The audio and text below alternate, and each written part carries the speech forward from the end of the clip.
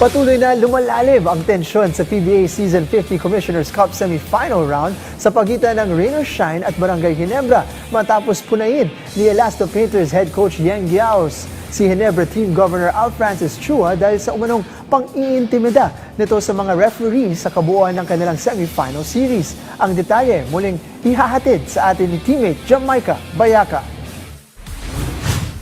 Nagkaroon ng mainit na palitan ng salita ang dalawang koponan kasunod ng 97-85 panalo ng Rain or Shine Elasto Painters kontra Barangay Ginebra San Miguel sa Game 4 ng semi-final series na ginanap sa Araneta Coliseum nitong Miyerkules ng gabi na nagtabla sa kanilang serye sa 2-2.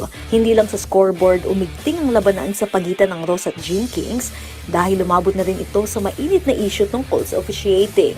Matapos ang Game 4, diretsahang pinunan ni Coach Yang Yao si Ginebra Team Governor Al Francis Chua dahil sa umano'y madalas na paglapit at pakikipag-usap nito sa mga referee sa gitna ng serye. Ayon kay Giao, hindi dapat nakikialam ang mga team official sa mga opisyal ng laro dahil posible umano itong makaapekto sa mga tawag sa court.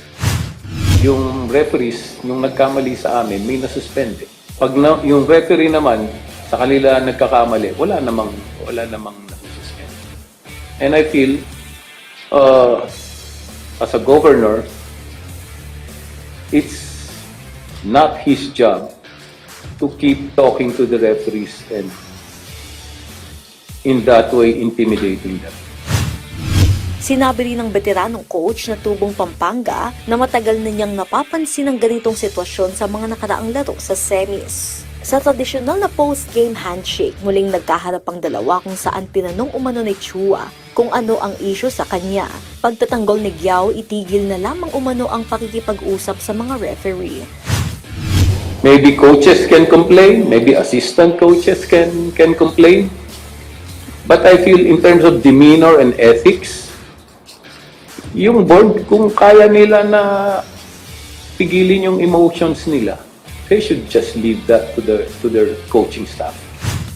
Sa pahayag naman ni Chua sa ilang miyembro ng media, sinabi nitong wag na lamang daw pakialaman ng 67-year-old coach ang pamamalakad sa kanilang koponan at magtrabaho na lang ito. Dahil sa tensyon, nakatuon ngayon ang atensyon hindi lang sa laban sa hardcourt, kundi pati sa lumalalim na alitan sa pagitan ng magkabilang kampo habang papalapit ang crucial Game 5 ngayong Biyernes, May 29. Jamaica Bayaka para sa atletang Pilipino para sa Pilipinas.